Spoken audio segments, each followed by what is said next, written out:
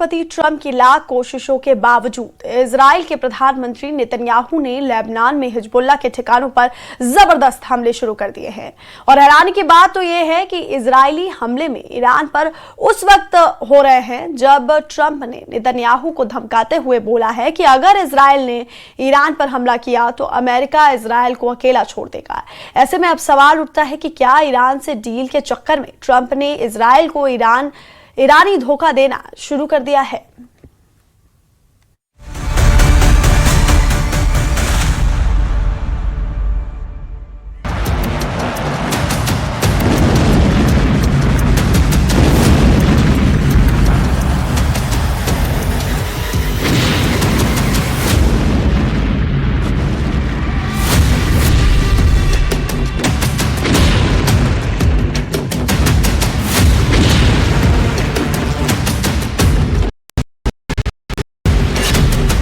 फंसे Netanyahu, Trump की ईरानी धमकी, परमाणु सरेंडर को तैयार तेहरान। लगता है ईरान युद्ध अमेरिकी राष्ट्रपति ट्रंप और प्रधानमंत्री नेतन्याहू के लिए गले की हड्डी बन चुका है। एक तरफ लेबनान की तरफ से हिजबुल्लाह उत्तरी इजराइल पर हमला करने में जुटा है, तो वहीं दूसरी तरफ ट्रंप ने नेतन्याहू को धमकी दी है कि अगर तेहरान या बैरूत पर इजराइल ने हमला किया तो अमेरिका इजराइल को जंग में अकेला छोड़ देगा। ट्रंप ने नेतन्याहू को बीबी शब्द से संबोधित करते हुए दो टूक कहा है। ईरान पर हमले तुरंत बंद करो वरना पछताओगे। अमेरिकी मीडिया ने दावा किया कि ट्रंप को लगता है कि ईरान और लेबनान पर लगातार इजरायली हमलों की वजह से ईरान और अमेरिका के बीच शांति समझौता नहीं हो पा रहा है। खबर तो यहाँ तक है कि इजराइल को ऐसा लगता है कि ट्रंप युद्ध को खत्म करने की जल्दी में ईरान की ऐसी शर्तों के साथ समझौता करने में जुटे हैं जो इजराइल के लिए भविष्य में बेहद घातक साबित हो सकता है। ट्रंप के सबसे ताज़ा बयानों में से एक बयान में यहाँ तक दावा किया गया है कि ईरान में 2 हफ्ते में अमेरिका जंग पूरी तरह से जीत लेगा, जबकि इजराइल का साफ कहना है कि जब तक ईरान की परमाणु और मिसाइल क्षमताओं को पूरी तरह से तबाह नहीं किया जाएगा तब तक ईरान से कोई भी समझौता करना पूरी तरह से गलत और घातक साबित हो जाएगा। यही वजह है कि ट्रंप की चेतावनी के बीच इजरायली सेना ने लेबनान के टायर शहर पर बेहद बड़े और भीषण हमले किए हैं। लेबनान पर इजराइल के इन हमलों के बाद ईरान ने धमकी दी है कि हम अपने दुश्मनों पर कल्पना से परे घातक हमला करेंगे। खबर तो यहाँ तक है कि लेबनान में मौजूद हिजबुल्लाह के पहाड़ी अड्डों पर ईरान फतह-2 हाइपरसोनिक मिसाइलें पहुँचाने की कोशिश में जुटा है। हम शुरुआत करते हैं ट्रंप की धमकी और चेतावनी से, जिसने ईरान युद्ध को और ज्यादा पेचीदा और खतरनाक बना दिया है।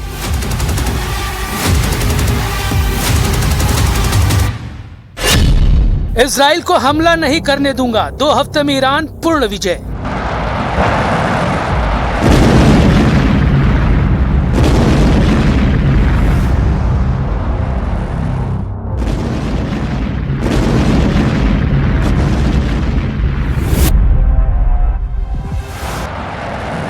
ईरान युद्ध बेहद पेचीदा और खतरनाक हो चुका है और इसके पीछे की सबसे बड़ी वजह यह है कि इजराइल ईरान के परमाणु और मिसाइल ठिकानों को पूरी तरह से तबाह करने से पहले युद्ध रोकने को तैयार नहीं है, जबकि ट्रंप चाहते हैं कि वो किसी भी तरह से इस बेहद खर्चीले और खतरनाक युद्ध से किसी भी तरह से बाहर निकले।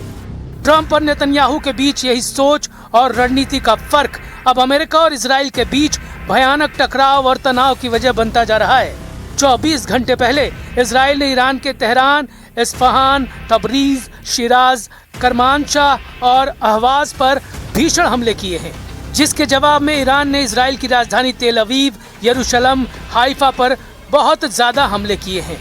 इन खूनी हमलों के बीच ट्रंप ने ईरान की बजाय इजराइल को ही एक तरह से युद्ध का जिम्मेदार मानते हुए नेतन्याहू को धमकाना शुरू कर दिया है। जो ट्रंप नेतन्याहू के हर फैसले पर हाँ में हाँ मिलाते थे, वो ट्रंप अब नेतन्याहू के सभी हमलों के फैसलों को अपने खिलाफ बगावत मानने लगे हैं। और यही वजह है कि ट्रंप ने नेतन्याहू के खिलाफ ऐसे तीखे बयान दिए हैं जिसने पूरी दुनिया को शॉक कर दिया है।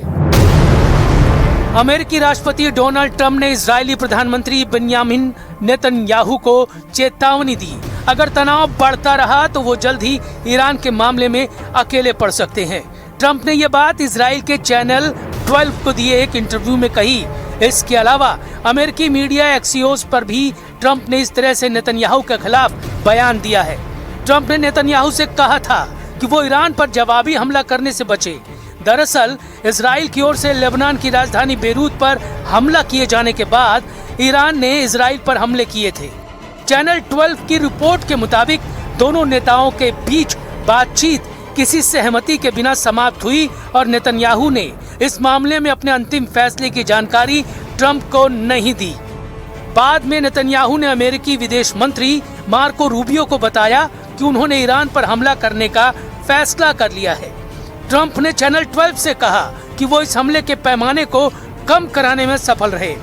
ट्रंप ने नेतन्याहू को ईरान के साथ जारी हमलों को पूर्ण युद्ध में बदलने से बचने की चेतावनी भी दी। उन्होंने चैनल 12 से कहा, मैंने बीबी से कहा आपको बहुत सावधान रहना चाहिए कि आप क्या कर रहे हैं, क्योंकि बहुत जल्द ऐसा हो सकता है कि ईरान के सामने आप अकेले रह जाएं। Now, Axios reported that you had a phone call with Bibi Netanyahu, the Prime Minister of Israel, in which you were angry with him. You said, are you effing crazy? What are you effing doing? I helped you stay out of jail. Is that true? Did you speak to him in those terms? I did. I wouldn't say angry. I was a little bit perturbed at his constantly fighting with Lebanon. You know, at some point I said, Bibi, we got to stop this. We got to stop.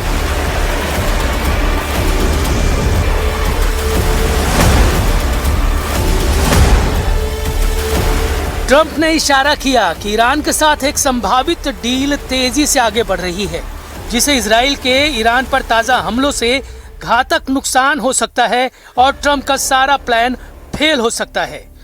Trump ने Netanyahu को चेतावनी दी है कि लगातार तनाव बढ़ने से Israel को अमेरिका का सपोर्ट नहीं मिल पाएगा। इसके बावजूद नेतन्याहू ने कहा कि ईरानी हमलों का जवाब न देने से इजराइल की स्थिति कमजोर होगी और गलत सिग्नल जाएगा।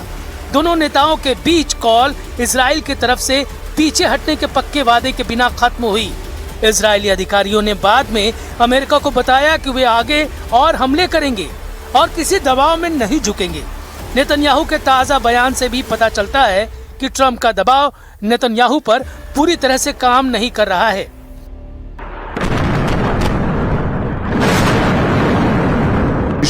If the terrorist regime makes the mistake of attacking us again, we will respond with force.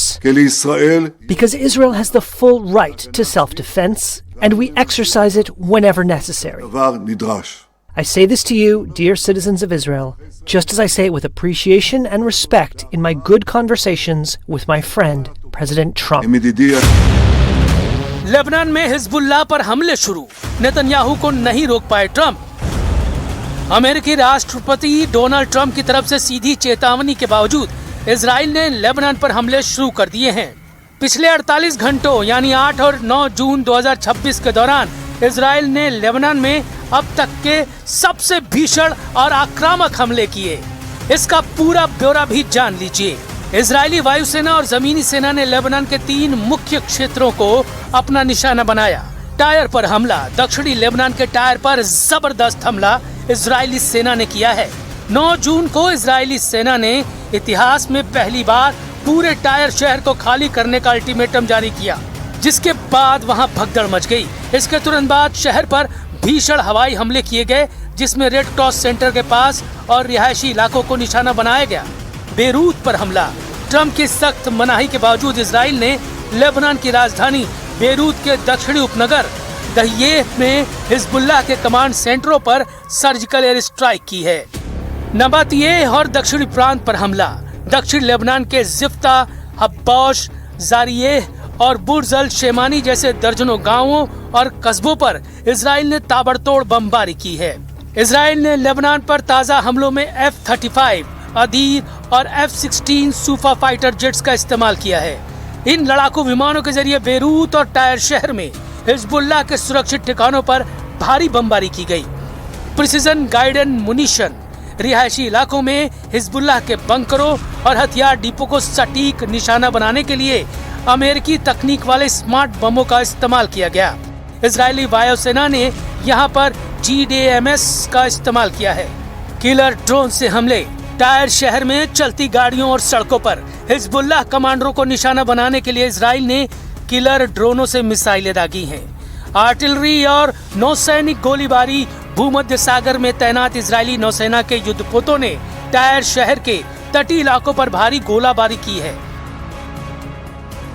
How close are you to making a deal? Are we talking about days, weeks, months, Mr. President? I think we're very close. We have a couple of points. They don't even seem like big points. They've conceded the fact that they will not have nuclear weapons.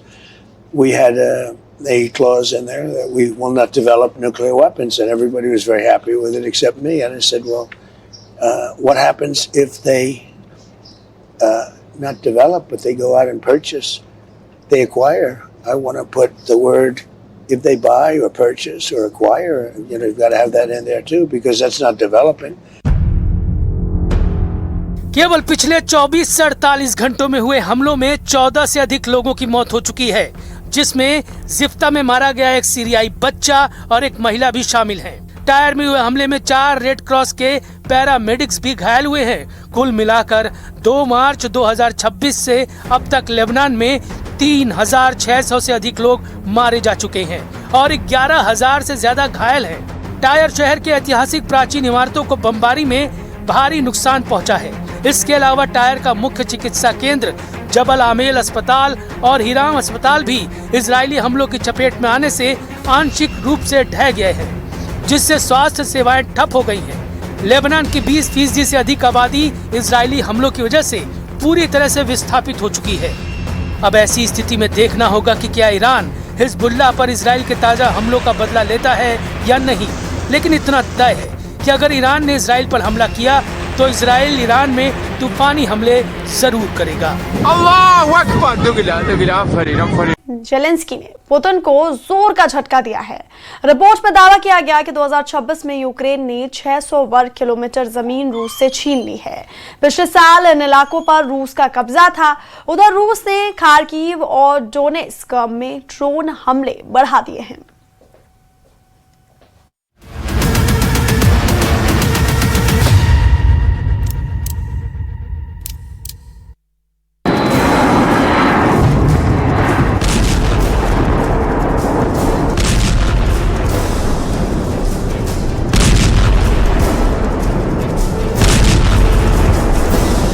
रूस की सेना Ukraine पर कुछ इस तरह हमला कर रही है।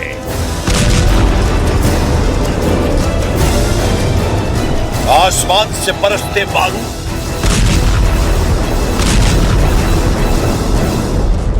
एक जोरदार धमाका और लंबी खामोशी।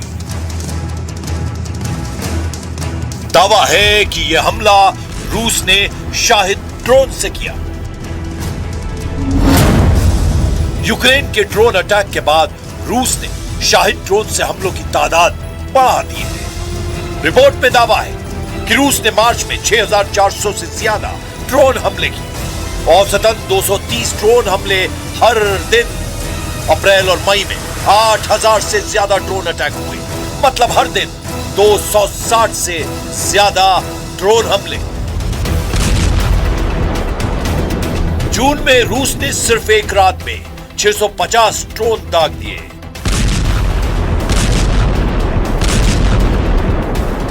उसके अगले दिन भी 270 ड्रोन यूक्रेन पर गिराए।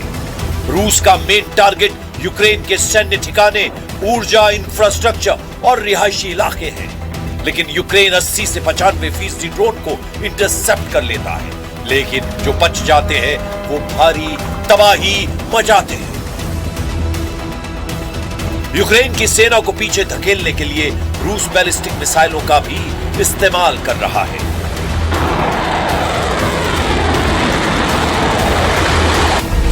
मई में एक दिन में 36 बैलिस्टिक मिसाइलें दागी। जून की शुरुआत में एक दिन में 40 बैलिस्टिक हमले किए। बावजूद इसके यूक्रेन ने रूस को बड़ा झटका दे दिया है।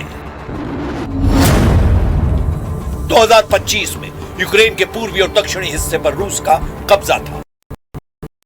डोनेत्स्क, ज़पोरिज़िया और खार्किव जैसे इलाके रूस के कंट्रोल में आ गए थे। मतलब 2025 में रूस ने यूक्रेन के 4,700 वर्ग किलोमीटर हिस्सों पर कब्जा कर लिया था, लेकिन 2026 में जून आते आते यूक्रेन ने रूस की सेना को फिर से 600 वर्ग किलोमीटर पीछे धकेल दिया।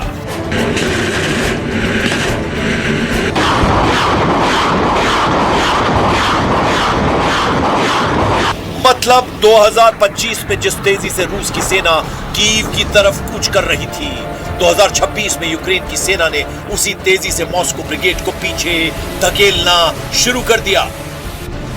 लेकिन सवाल है कि रूस की इतनी बड़ी सेना के सामने कीव की सेना ने ये कमाल कैसे किए? एक्सपर्ट का दावा है कि यूक्रेन की स्मार्ट स्ट्रेटेजी, यूरोप की मदद और रूस की कमजोरियों का फायदा हुआ। फरवरी 2026 में स्पेसएक्स ने रूसी सेना के अनऑथोराइज्ड स्टारलिंक टर्मिनल्स बंद कर दिए। इससे रूस का कम्युनिकेशन सिस्टम कमजोर पड़ गया। ड्रोन ऑपरेशंस और कमांड कंट्रोल पूरी तरह बिगड़ गया।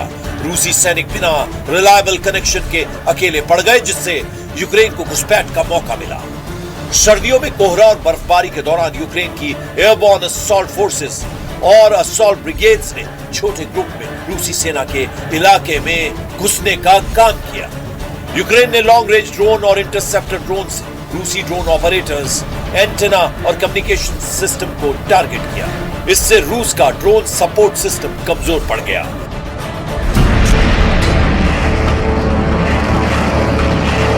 रूस की सेना पूरी ताकत से फ्रंट लाइन, खासकर डोनेस्क पर हमले में लगी थी, लेकिन सैनिकों की कमी से दक्षिणी इलाके में रूस की सेना का डिफेंस कमजोर पड़ गया।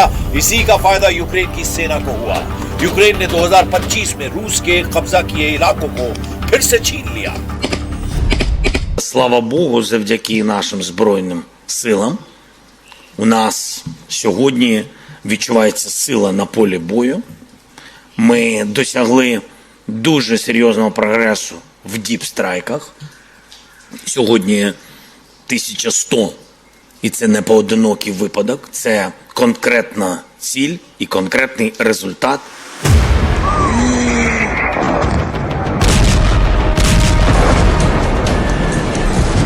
В центре! 4 साल से ज्यादा समय से चल रही जंग में पहली बार ऐसा लग रहा है कि युद्ध का मैदान फिर से करवट ले रहा है, क्योंकि जिस रूस ने यूक्रेन के शहरों को तबाह कर दिया, जिस रूस ने कीव पर कब्जे के लिए लाखों सैनिक झोंक दिए, उसी रूस की जमीन पर अब यूक्रेन ने बड़ा दावा ठोक दिया है। ज़ेलेंस्की की सेना अब सिर्फ बचाव नहीं कर रही, बल्कि रूस के अंदर घुसकर जवाबी हमला कर रही है। लेकिन इससे बौखलाया क्रेमलिन अब ऐसी तैयारी कर रहा है जिससे यूरोप तक की नींद उड़ सकती है। सवाल है कि क्या पुतिन अब सबसे बड़ा पलटवार करने वाले हैं? क्या यूक्रेन का ये दांव रूस के लिए अपमान बन गया है? और क्या जंग अब और खतरनाक मोड़ पर पहुंच चुकी है?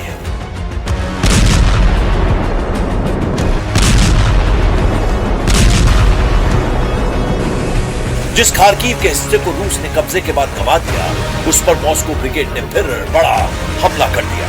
खार्किव पर रूस के मिसाइल और ड्रोन हमलों में कई लोगों की मौत हो गई। लेकिन खार्किव पर हमले सिर्फ बदले की कार्रवाई नहीं है, बल्कि इसके पीछे पुतिन की नई रणनीति भी छिपी हुई है। रूस अब सिर्फ जमीन जीतने की लड़ाई नहीं लड़ रहा, बल्कि यूक्रेन की जनता का मनोबल तोड़ने की कोशिश कर रहा है। मॉस्को की कोशिश है कि लगातार ड्रोन और मिसाइल हमलों से यूक्रेन को आर्थिक और मानसिक तौर पर इतना कमजोर कर दिया जाए कि कीव बातचीत की मेज पर आने को मजबूर हो जाए। Мы сознательно идем на охлаждение экономики. И не сегодня, хочу вас заверить в этом, не в ближайшей перспективе никаких угроз мы не видим. Напротив, мы видим, что наши действия приносят определенный результат. दूसरी तरफ ज़ेलेंस्की भी अब डिफेंस मोड से निकलकर अटैक मोड में दिख रहे हैं। यूक्रेन की सेना अब सिर्फ अपने शहरों को बचाने में नहीं लगी है, बल्कि रूस की सैन्य मशीन को उसके घर में चुनौती दे रही है। रूस के कई एयरबेस, तेल डिपो, गोला बारूद के भंडार और रेल नेटवर्क लगातार यूक्रेन के निशाने पर है। कई रिपोर्ट्स में दावा किया गया है कि यूक्रेन की लॉन्ग रेंज स्ट्राइक क्षमता पहले से कहीं ज्यादा मजबूत हो गई है। यही वजह है कि अब रूस के अंदर भी एयर डिफेंस अलर्ट आम हो गए हैं। रूस के एयरबेस और गोला बारूद डिपो यूक्रेन के निशाने पर हैं। तेल रिफाइनरी और रेलवे नेटवर्क पर लगातार हमले हो रहे हैं। रूस के अंदर कई शहरों में ड्रोन अलर्ट है, यानी जिस डर में पिछले 4 साल से यूक्रेन जी रहा था, अब उसी डर का कुछ हिस्सा रूस भी महसूस कर रहा है। 2 दिन पहले ही यूक्रेन रूस के दूसरे सबसे बड़े शहर सेंट पीटर्सबर्ग पर बड़ा हमला कर चुका है।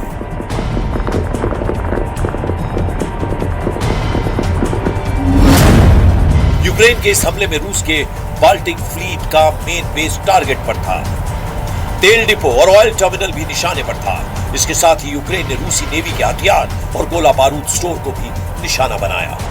ज़ेलेंस्की ने खुद दावा किया कि उनके ड्रोन रूस के अंदर 1000 किलोमीटर पहुंचे और रूस के ठिकानों पर हमले किए। Повинні знати, якщо вони будуть застосовувати проти нас дрони і ракети, ми будемо робити те саме. І питання в часі, коли ми зможемо збільшити масованість наших відповідей.